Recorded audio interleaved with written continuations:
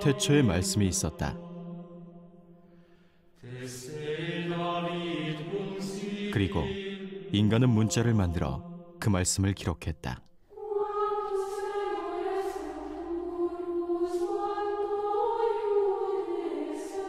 그러나 특권 계급만이 글을 읽을 수 있었던 중세 유럽.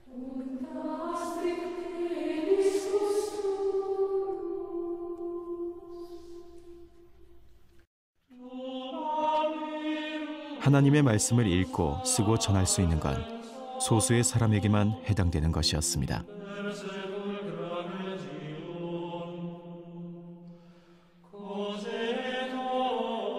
성서의 말씀이 삶의 전부였지만 모두가 그 말씀을 가질 수 없었던 그때,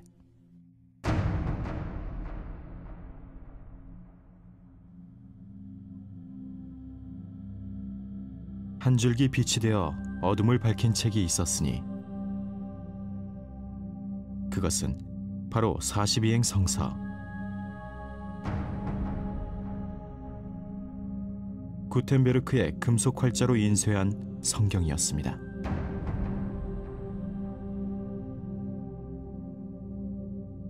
중세의 어둠을 깨고 빛의 시대, 근대 시민사회를 활짝 연 구텐베르크의 금속 활자. 서양 최초의 금속 활자는 그렇게 역사의 전면에 등장했습니다.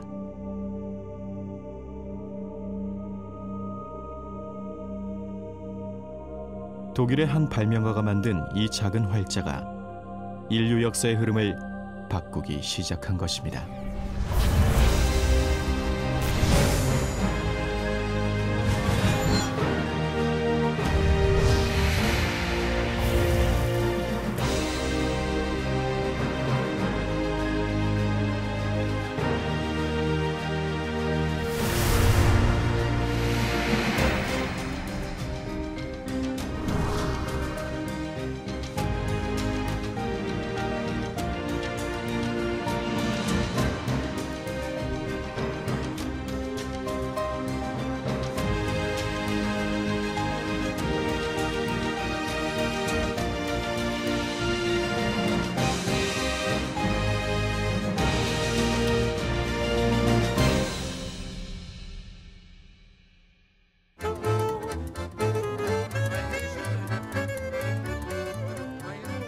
독일 남서부에 위치한 마인츠.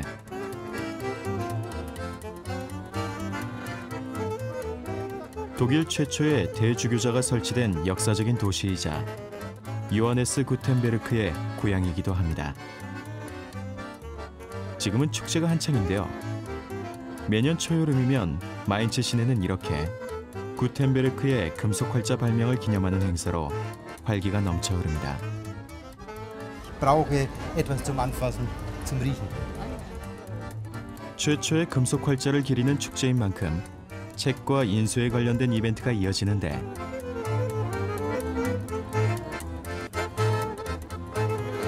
요한의 밤이란 이름의 이 축제는 독일의 3대 축제 중 하나로 매년 50만 명 이상이 참여할 만큼 인기가 높다고 합니다.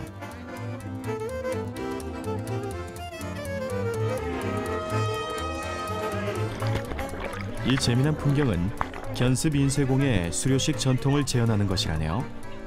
Man wird von seinen Sünden reingewaschen, die man in der Lehre begangen hat.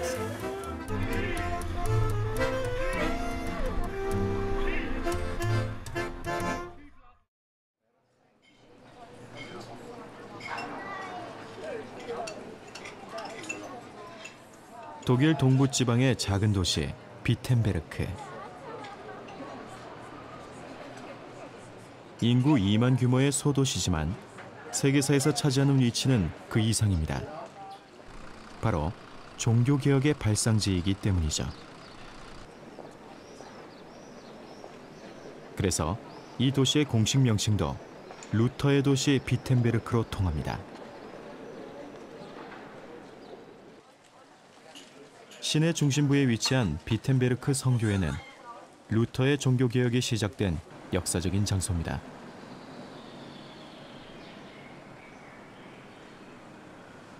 (1571년 10월 31일) 루터는 면죄부를 팔아 부를 축적하던 교회를 비판하며 95개 조항의 반박문을 작성했는데요. 종이 2장에 써내려간 이 반박문은 비텐베르크 성교회 대문에 게시됐고 일반 민중들의 공감을 얻으며 유럽 전역으로 퍼져나갔습니다.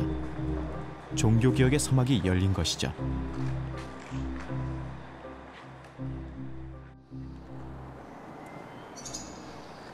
종교개혁 이전의 수도원이었던 루터 하우스는 루터의 가족과 학생들을 위한 공간이었습니다. 지금은 종교개혁 기념박물관으로 사용되고 있는데요. 종교개혁 관련 자료와 함께 루터의 가족사와 개인사를 엿볼 수 있는 유품들이 전시되어 있습니다. 루터의 초성화와 그림들, 책상과 설교 연단, 학생들을 가르칠 때 입었던 옷, 그리고 직접 번역한 여러 버전의 성경들도 볼 수 있죠.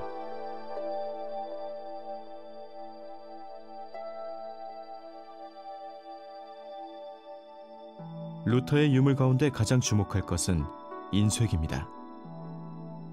이 인쇄기 덕분에 루터는 95개 반박문을 대량으로 찍어 독일뿐만 아니라 유럽 전역으로 배포할 수 있었습니다. Es ist ein apokalyptisches Geschehen, weil der Druck es ermöglicht, dass das Wort Gottes bis in jede Winkel der bewohnten Erde vordringt. So hat er sich das jedenfalls vorgestellt und daher ist es ein Geschenk Gottes. Also, es gilt, ohne Buchdruck keine erfolgreiche Reformation.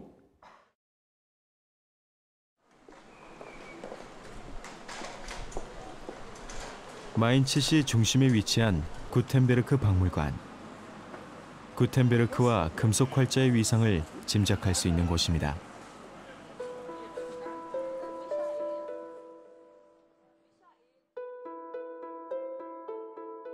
금속 활자는 소수 지배층의 전유물이었던 책을 일반 대중에 널리 퍼뜨리는 데 결정적인 역할을 했는데요. 그 시작은 구텐베르크의 42행 성서.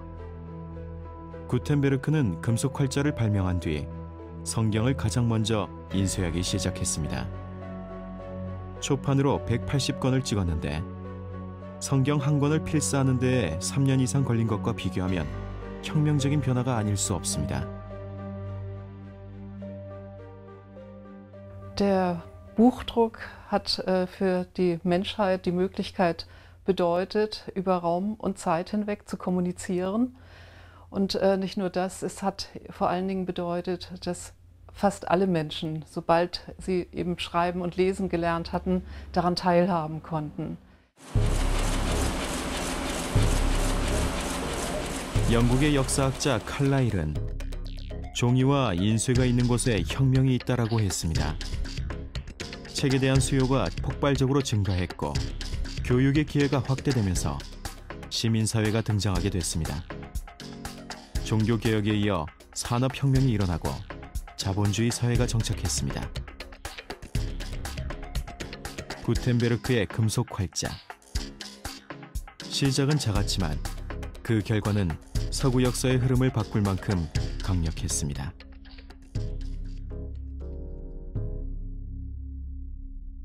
What Gutenberg did, he invented a kind of printing which he could cope with mass 구텐베르크 production. 박물관 내 금속 활자 인쇄 시현장.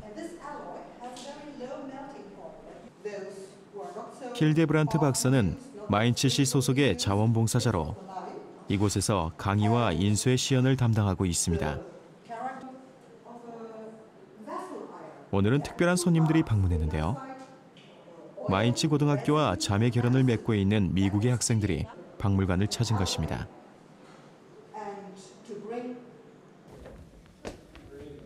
Well, okay. And now we have to move the bar. You pull, I push.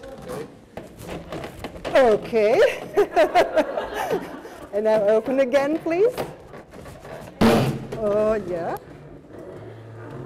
This sound is called the kiss of the printers. I hope he kissed us. I think he did. Now when we open it, Sehr schön. I hope 구텐베르크가 처음 인쇄했던 42행 성서 중 요한복음 서문을 찍어 보았습니다. 그런데 오늘 학생들은 새로운 사실을 알게 됩니다. He wasn't the inventor of book printing. The book printing was invented in Asia long before Gutenberg. And long before Gutenberg, about 400 years before Gutenberg, they had invented a kind of printing with movable letters, with metal movable letters in Korea.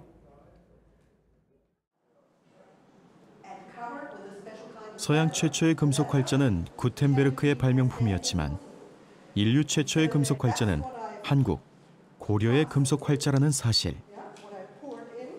학교에서도 제대로 배울 수 없는 이 역사적 진실을 제대로 아는 서양인들이 과연 얼마나 될까요? Ich habe das auch noch nicht gewusst, dass also der Buchdruck schon existierte in Korea. Das ist mir heute ja erst auch bekannt geworden. Das war das erste Mal und dann würde ich sagen, die Schüler wussten das sicher auch nicht. Also das war für uns also wirklich eine Überraschung.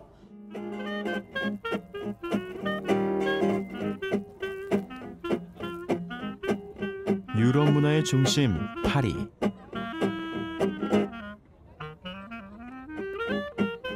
인류 역사의 길이 남을 위대한 문화유산들이 파리의 수많은 박물관과 미술관 등에 보관돼 있습니다.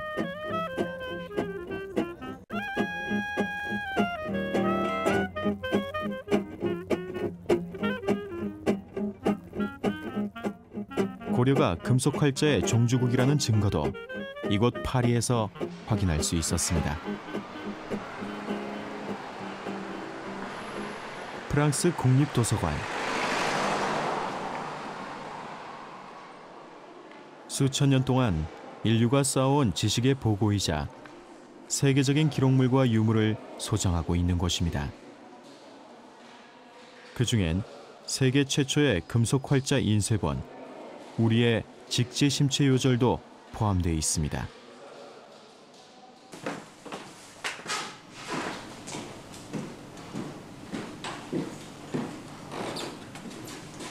(2001년에) 유네스코 세계기록문화유산에 등재된 자랑스러운 우리의 문화유산 직지심체 요절.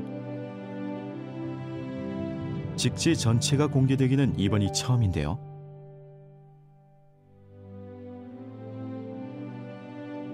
대구 MBC는 방송사상 처음으로 직지를 직접 촬영하고 실물 조사까지 하는 성과를 거뒀습니다. 직지는 고려시대 승려 백운이 선불교에서 전해오는 여러 이야기를 모아 만든 책입니다. 원래 상하 2권으로 엮었지만 현재는 하권만 남아있는데요. 1377년 고려시대에 제작된 직지는 구텐베르크의 금속 활자보다 78년 앞선 것으로 당시 고려의 첨단 기술과 문화적 저력이 어느 정도였는지를 보여줍니다.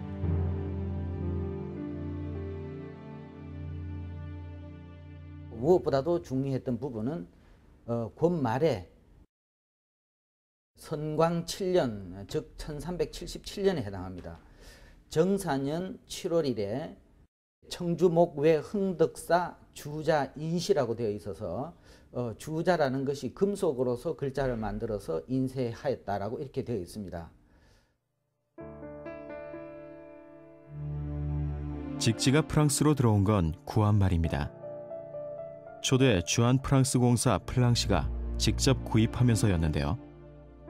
플랑시는 표지에 1377년이라는 직지의 제작 시기를 기록해두기도 했습니다.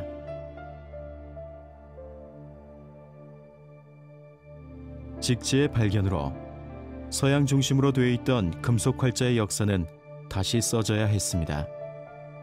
세계 최초의 금속 활자는 구텐베르크가 아니라 고려가 만든 것이 공식적으로 확인됐으니까요. Well, Jigji is universally recognized as the oldest existing book made using movable metallic characters. So from that point of view, you can consider it as the precursor, the first, that started civilization as we know it started. 직지가 금속 활자가 아닌 목 활자로 찍었다는 주장도 있습니다. 이는 직지 원본을 보지 못하고 영인본으로만 연구한 결과입니다. 실물을 직접 보면 금속 활자로 인쇄한 것임을 알 수 있습니다. 혹시 목판이나 목활자일 경우에는 굉장히 진하게 이렇게 먹이 배어 나오는 데 비해서 금속 활자는 조금 이렇게 반점이라고 해서 뭉쳐지는 현상을 볼 수 있습니다. 익자 같은 경우에 영인본에서는 우리가 잘 볼 수가 없지만은 이 금속하고 먹하고 종이하고 관계에 있어 가지고 잘 묻지 않아서 반점들이 뭉친 것을 볼 수가 있습니다. 따라서 이번 그 기회를 통해서 연구는 물론이고 많은 우리 직지에 대한 관심을 높이는데 또 이해를 높이는데 큰 그런 자료가 될 것 같습니다.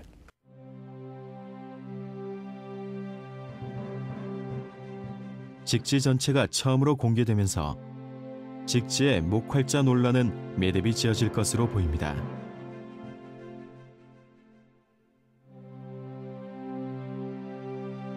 당대 최고의 발명품인 금속 활자와 이를 이용한 첨단의 문화 생산물 직지.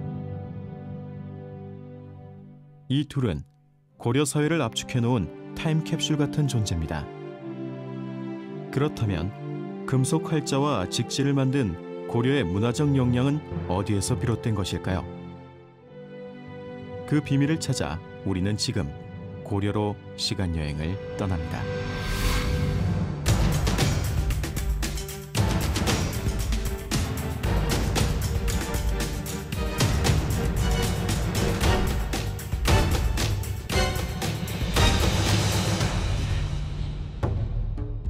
우리는 고려 최고의 무역항 병란도에 와 있습니다.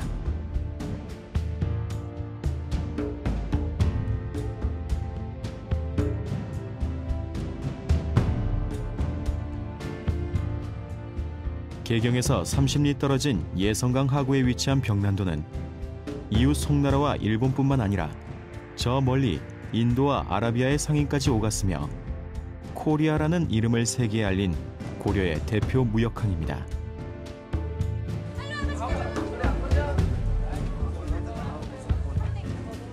개방적이고 호기심이 많았던 고려 사람들은 국제무역을 통해 외부의 문물을 쉽게 받아들이고 적극적으로 자기의 것으로 만들었습니다.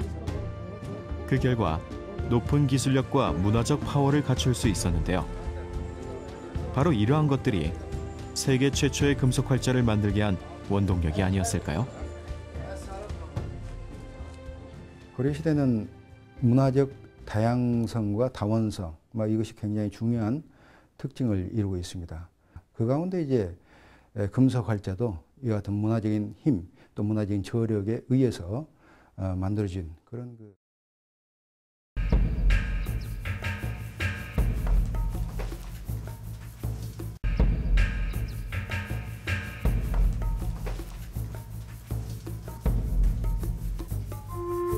금속 활자 이전에 이미 세계 최고의 목판 인쇄술을 보유했던 고려. 그러나 쏟아져 들어오는 책들을 빨리 보급하기 위해서는 보다 신속하게 그리고 경제적으로 책을 인쇄할 획기적인 기술이 필요했습니다. 새로운 지식과 정보에 대한 욕구가 고려 금속 활자를 탄생시킨 것이죠.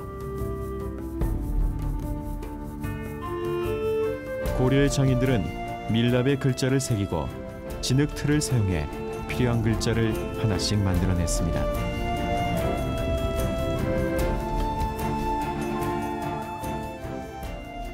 금속 활자 주조법은 불을 자유자재로 다루는 재련술과 청동을 사용하는 동아시아 최고의 기술력이 요구되는 것으로 요즘으로 치면 인공위성을 쏘아 올리는 것만큼 고도의 과학기술력과 문화적 역량이 응집된 결과물이라고 할 수 있습니다.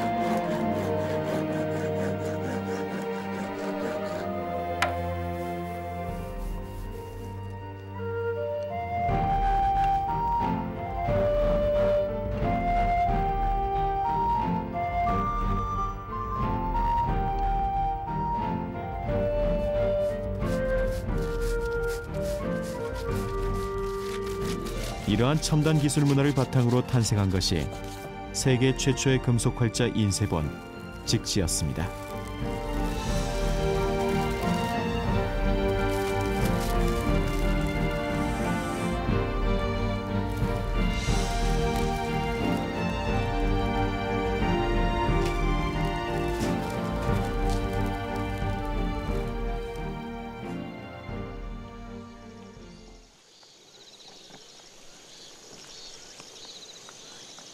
국토의 서쪽 끝자락, 아름다운 섬 강화도는 몽고 침략과 고려 인쇄 기술의 역사를 간직하고 있는 곳입니다.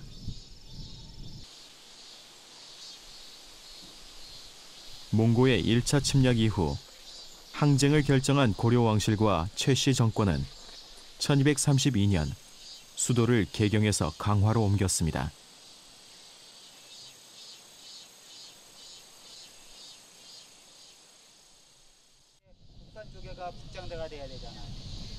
고려 궁토와 봉은사, 강화산성 등의 유적을 통해 40여 년 동안 몽고에 맞섰던 고려인들의 의기를 느낄 수 있는데요.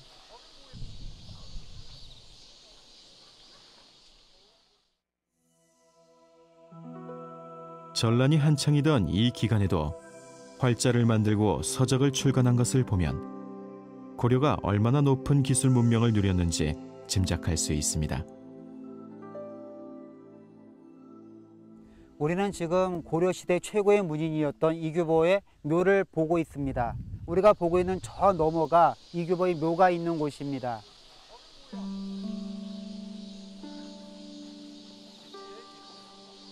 고려 최고의 문인이었던 이규보는 많은 저작물을 남겼는데요. 그중 이규보의 글을 모아 엮은 동국이상국집은 이곳 강화도에서 출간됐습니다.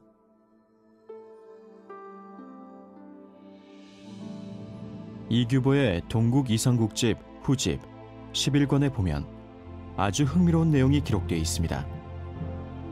1232년 강화천도 이후에 상정고급 예문 50권 28부를 금속 활자로 인쇄했다는 것인데요. 이는 고려가 구텐베르크보다 200년 이상 앞서 금속 활자를 만들어 사용했다는 것을 의미합니다.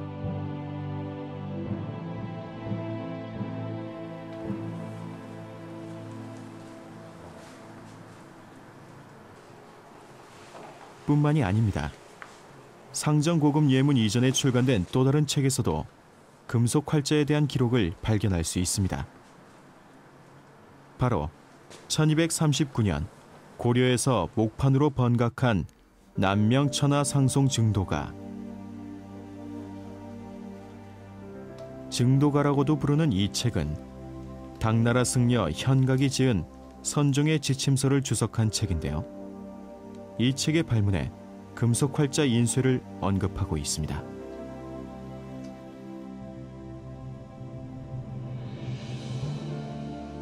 금속 활자로 찍은 증도가가 전해지지 않고 있으니 이는 옳지 않은 일이다.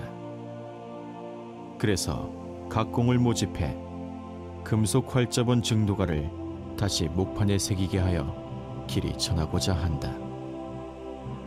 때는 기해년 1239년 9월 상순이다.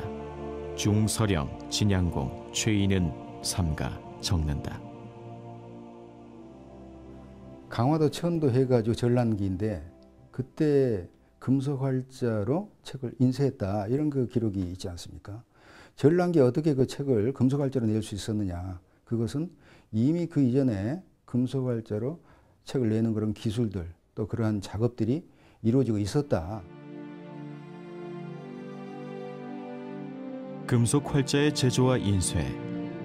고려는 이 첨단의 기술을 이미 1232년 이전부터 보유하고 있었던 것입니다.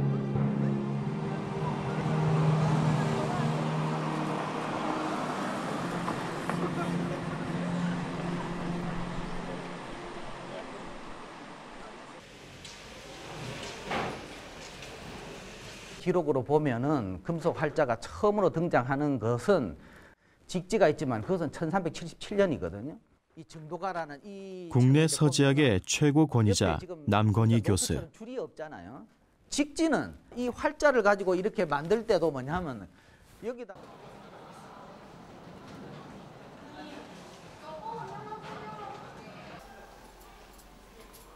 오랫동안 고려 활자를 연구해온 남 교수는 최근 세계 활자 인쇄사를 바꿀 만한 새로운 사실을 발표했습니다. 바로 남명천하 상송 증도가를 찍은 금속 활자를 발굴해 공개한 것인데요.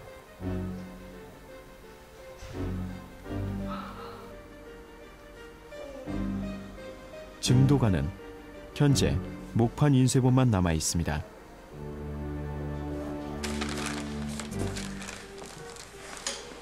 목판본 증도가는 금속 활자 인쇄본을 번각한 것인데요. 금속 활자로 찍은 책을 한 장씩 목판에 뒤집어 붙인 후에 이를 다시 새기는 과정을 거쳐 완성된 것입니다.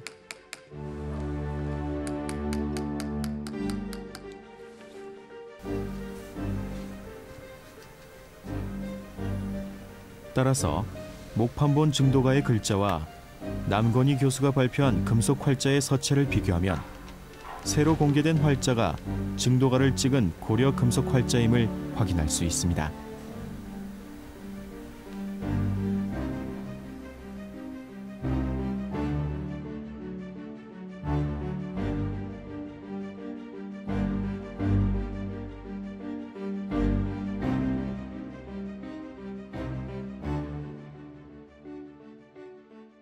등자 같은 경우에 위에 대죽변이라든가 그리고 등자 아랫부분의 그 좌측의 획들의 그 방향이라든가 각도 이런 것이 활자와 목판에서 거의 일치를 하고 있습니다. 다음으로 그 종자 같은 경우에는 종자의 첫 획이 벼화 부분의 첫 획이라든가 그 다음에 아래의 좌측의 삐침 획의 그 각도라든가 그리고 전체 글자에서 차지하는 위치, 중심 획이 이탈하지 않기 때문에 두 가지가 같은 글자라고 볼 수 있습니다.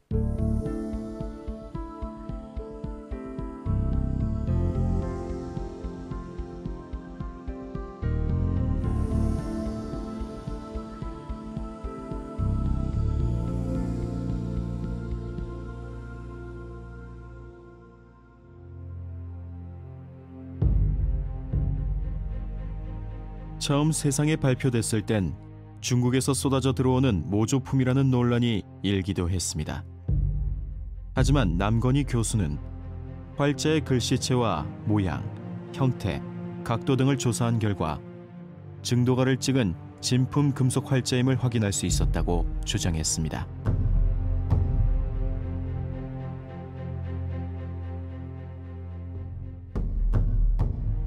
가장 오래됐다는 직지도 금속 활자 인쇄본만 남아있을 뿐 책을 찍은 활자는 전해지지 않고 있습니다. 하지만 증도가자는 직지보다 150년 앞설 뿐만 아니라 책이 아닌 금속 활자 실물이 800여 년 만에 발견됐으니 이는 세계 활자 인쇄사의 길이 남을 놀라운 사건입니다.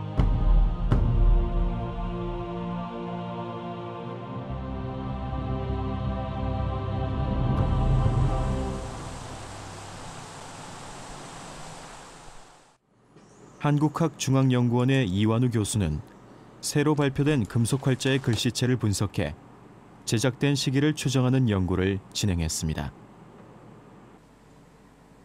목판이나 금속 활자에 사용된 글씨체는 그 당시에 가장 널리 쓰이고 유행하던 것이라고 하는데요. 새로 발표된 금속 활자를 고려 시대의 성문과 사경, 대장경과 비교해 봤습니다. 위자의 경우 첫 획인 손톱 조변이 팔만 대장경에 사용된 글씨체와 일치했습니다. 그 외 다른 글자들도 1200년대 초반 고려에서 널리 쓰이던 글씨체와 같았습니다.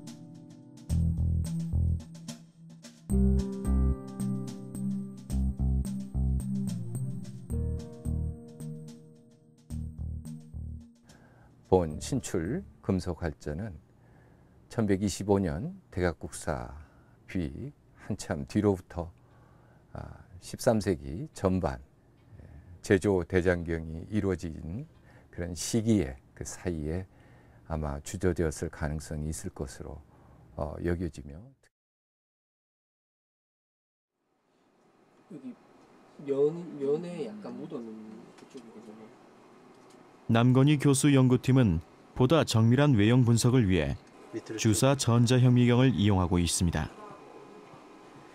유물 표면의 미세 구조와 상태를 관찰할 수 있는 장비로 글자의 각도와 삐침의 형태 등을 세밀하게 촬영할 수 있는데요. 인간의 눈으로는 확인할 수 없었던 외형적 특징을 보다 과학적으로 증명할 수 있다고 합니다. 그런데 전자현미경 촬영 중 상당량의 먹이, 활자에 묻어있는 걸 발견할 수 있었습니다. 이것은 이 활자가 인쇄에 사용됐다는 것을 의미하는데요. 이 먹의 성분을 과학적으로 분석하면 활자의 사용 연대도 충분히 추정할 수 있습니다.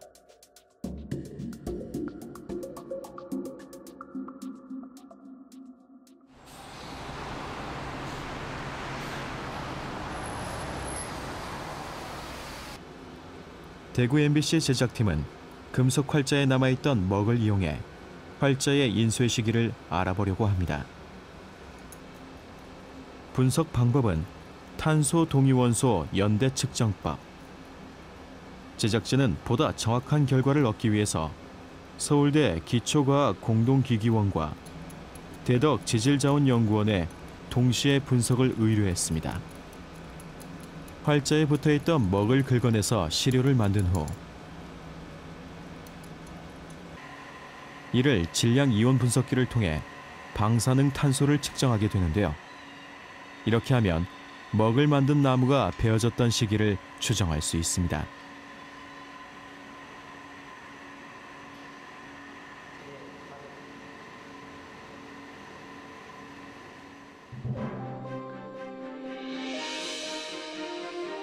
놀라운 결과가 나왔습니다.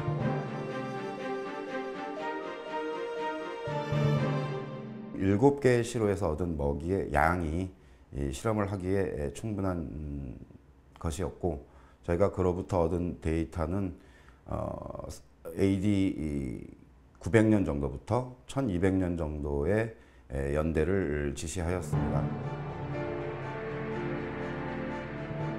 탄소 동위원소 연대 측정 분석으로 새로 발표된 활자가 고려시대에 제작된 금속 활자임이 보다 과학적으로 증명됐습니다.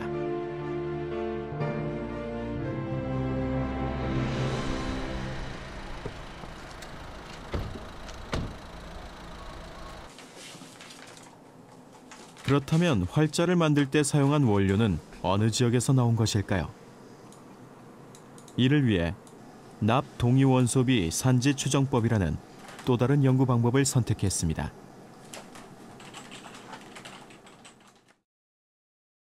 유물의 산지 추정 연구는 유물에 포함된 납의 동위원소를 분석하여 유물 제작에 사용된 원료의 산지를 추정하는 연구입니다.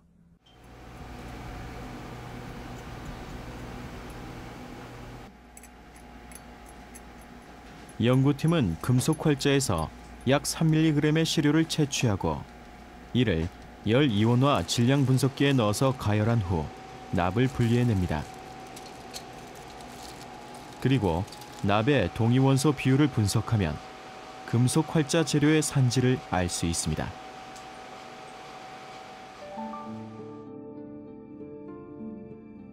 만일 새로 발표된 금속 활자가 중국에서 들어온 모조품이라면 납의 산지는 중국이나 한반도 이외 지역으로 나올 가능성이 큽니다. 하지만 국내 산지로 밝혀지면 국내 광산에서 캐낸 금속으로 만든 우리의 활자로 판명될 것입니다.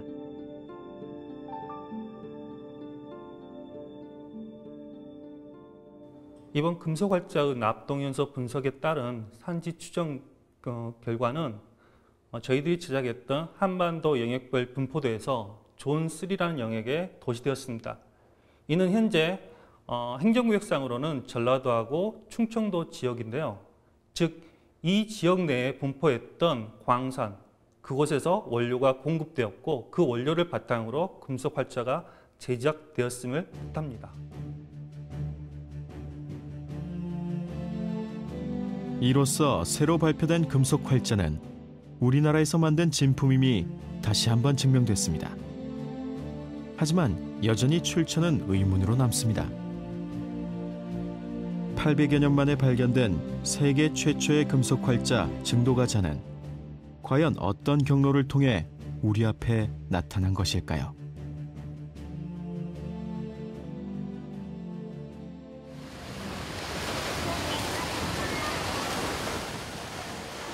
북한과 중국의 국경 도시 단둥. 금속 활자의 여러 유통 경로 중 하나로 추정되는 곳입니다.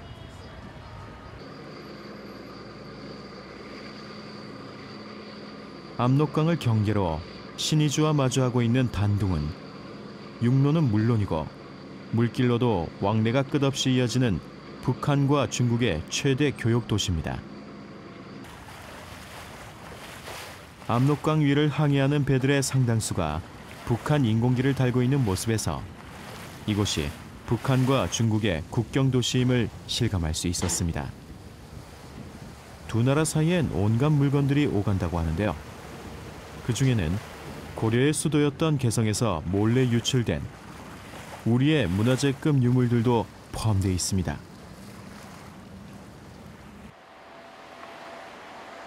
단둥 시내의 한 골목 상가. 북한의 유물이 몰래 거래되고 있다는 단둥 최대의 골동품 상가입니다. 제작진은 일반 관광객으로 위장한 후 골동품 가게에 잠입해 그 실태를 취재키로 했습니다. 상가에 들어서자 중국과 한국, 일본의 여러 도시로 갈 상자들이 가장 먼저 눈에 들어왔습니다. 이 상자 속엔 북한에서 반입되는 우리의 유물이 들어 있습니다.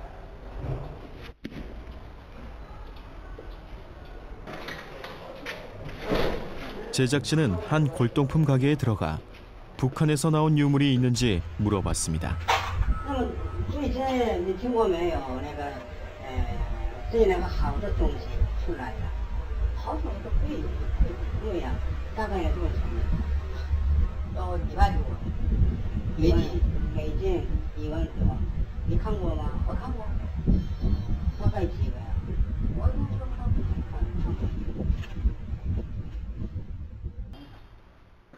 주인은 망설임 없이 도자기를 꺼내 보여주는데 대부분이 고려시대의 것이라고 합니다.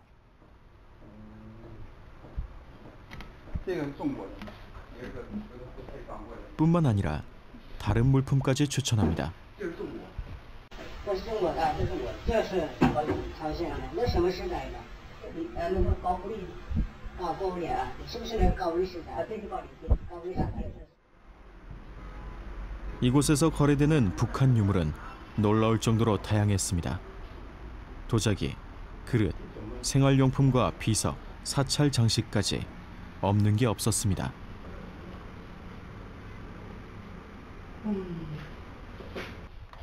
그 속엔 가짜로 보이는 고려 금속 활자도 있었습니다. 중국에서 진짜처럼 만든 모조품들이죠. 좀 느낌이 그나마 하지만 이곳에선 때때로 진품이 거래되기도 합니다. 제작진은 고려 금속 활자 진품을 취급한다는 가게를 찾아 주인을 만나봤습니다.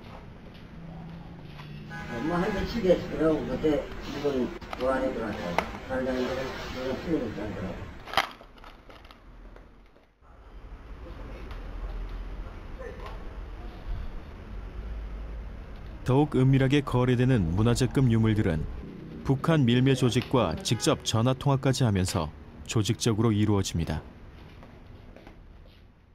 이게 물건 안 먹어서 어떻게 내가 뭐 준다 뭐 1,500 준다 말해 내가 말 못해 그. 그 사람 뭐 오늘 그 물건 들어온 거 아이고 형편없어요. 아이고 신다 그 백값도 안 나왔다 젠장하지. 뭐 제일 안 되는 내가 그거는 모르겠는데 그 물건 봐야 된다니까 그런 거. 그 뭐 사진이라도 보든가 해야지. 이거 뭐. 북한이다 북한. 세상이다 세상. 오늘 물건 보내는 세상.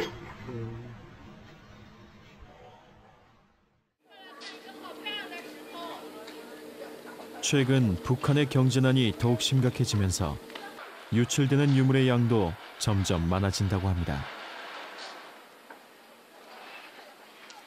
먹고 살 길이 막막한 북한 주민들이 유물을 팔아 외화벌이를 하고 있는 안타까운 현실. 국경지대에선 분단의 아픔이 이렇게 나타나고 있었습니다.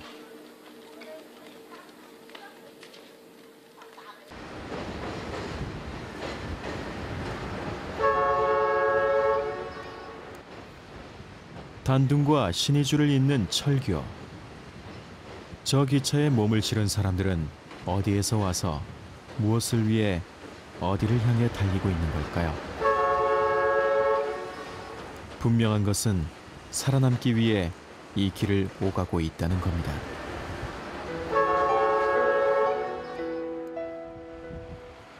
생존을 위해 오가는 저 길 위에 한민족의 역사와 문화를 대변하는 소중한 유물이 있습니다.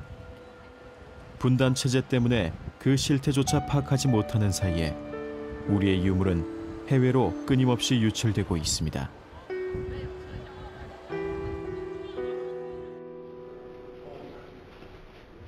가난해서 그 가치를 몰랐기 때문에 문화재를 팔았던 기억이 있습니다. 전쟁으로 인해 소중한 유물을 빼앗긴 아픔도 있었습니다. 그렇게 헐값에 팔리거나 몰래 유출된 우리 문화재는 고향 땅을 쉽게 밟을 수 없었습니다. 하지만 21세기를 살아가는 지금도 그래야 할까요? 보시기에 이 오른쪽은 바로 북한의 신의주 땅입니다. 그리고 왼쪽은 중국의 단동 지역입니다. 이미 오래전부터 북한의 문화재급 유물들이 이곳 신의주를 거쳐서 중국의 단동으로 많이 유출되어 왔습니다. 뿐만 아니라 중국의 단동으로 유출된 우리의 문화재들은 중국의 북경 또 일본 등지로 해외로 많이 유출되고 있습니다. 이러한 우리의 문화재 유물들이 해외로 한번 나가면 다시는 우리 품으로 돌아오지 않을 것입니다.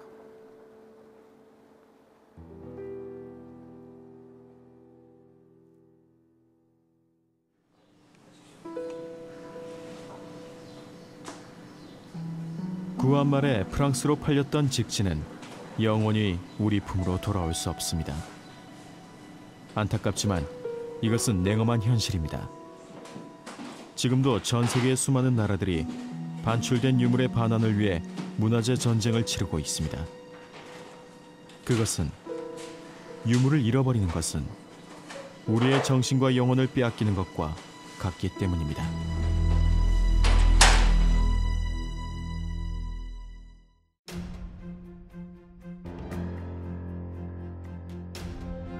세계가 인정한 우리의 금속 활자.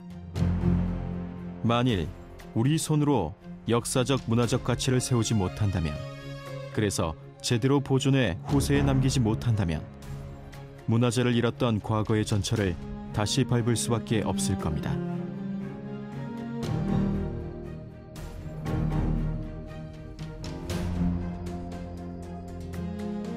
역사의 저면에 새롭게 등장한 세계 최초의 금속 활자. 그 가치와 역사적 의미를 어떻게 할 것인가? 지금 우리 세대에게 놓인 무겁고도 중요한 과제가 아닐까요?